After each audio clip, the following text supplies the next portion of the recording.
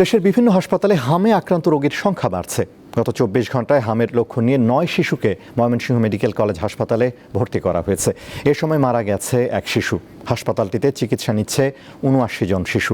ভোলায় হামের উপসর্গ নিয়ে ২৫ শিশু বিভিন্ন হাসপাতালে ভর্তি হয়েছে। জেনারেল হাসপাতালে ২টি আইসোলেশন ওয়ার্ড চালু করা হয়েছে। ঢাকা থেকে ৩০,০০০ ডোজ হাম রুবেলা টিকা জেলা ভ্যাকসিন স্টোরে পৌঁছেছে। রাজশাহী মেডিকেল কলেজ হাসপাতালে হামের উপসর্গ নিয়ে মৃত্যু হয়েছে একজনের। হাসপাতালে চিকিৎসাধীন রয়েছে ১৩০ জন। টাঙ্গাইলেও হামের উপসর্গ নিয়ে মৃত্যু হয়েছে এক শিশুর। জেনারেল হাসপাতালে চিকিৎসা নিচ্ছে ২৩ শিশু। কুষ্টিয়ায় হামের উপসর্গ নিয়ে চিকিৎসাধীন অবস্থায় ৮ মাস বয়সী এক শিশুর মৃত্যু হয়েছে।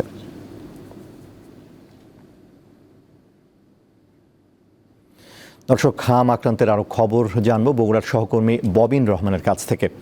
সরাসরি যোগ দিচ্ছেন তিনি। ববিন, হাসপাতালগুলোর পরিস্থিতি কেমন দেখছেন, আর হাম আক্রান্ত নিয়ে সবশেষ কি খবর রয়েছে আপনার কাছে?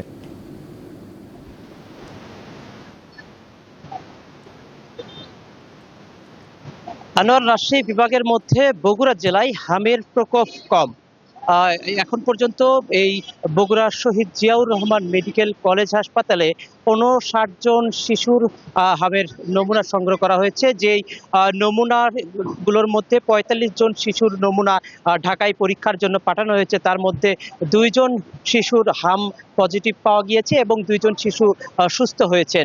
এবং আপনাদের জানিয়ে রাখি যে গত মঙ্গলবার একজন শিশু হামের উপসর্গ নিয়ে শহীদ জিয়াউর রহমান মেডিকেল কলেজ হাসপাতালে তাকে ভর্তি করানো হয় এবং চিকিৎসাধীন অবস্থায় গত বুধবার ভোরের দিকে শিশুটি মারা যান। এবং চিকিৎসক যেমনটি জানিয়েছেন যে হামের লক্ষণ ছিল তার মধ্যে এবং র্যাশ পাওয়া গিয়েছিল। এবং তার মৃত্যুর পরপরই কিন্তু আমরা যেমনটি এই শহীদ জিয়াউর রহমান মেডিকেল কলেজ হাসপাতালের কর্তৃপক্ষরা যেমনটি প্রস্তুতি গ্রহণ করেছেন যে আগের মতোই clean. Berger easy clean fresh, দেয়ালে দাগ থাকবে না, রাখবে সুরভিত।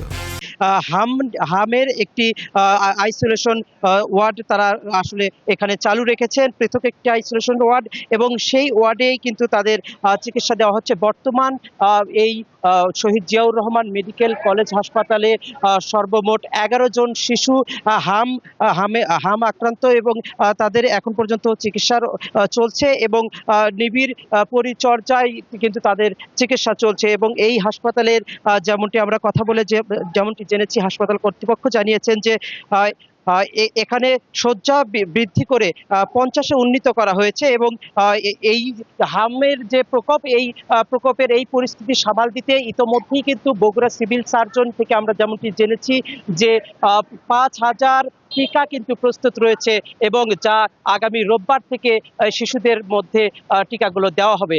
এই ছিল আমার কাছে বগুড়া শহীদ জিয়াউর রহমান মেডিকেল কলেজ হাসপাতালে হামের সর্বশেষ পরিস্থিতি। ববিন, আপনাকে ধন্যবাদ। বগুড়া থেকে জানাচ্ছিলেন সহকর্মী ববিন রহমান।